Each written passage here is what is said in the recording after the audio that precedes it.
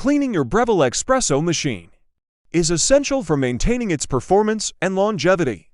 Start by turning off and unplugging the machine. Remove the drip tray and empty it. Clean the portafilter and basket with warm, soapy water. Use a cleaning tablet in the machine's cleaning cycle once a month.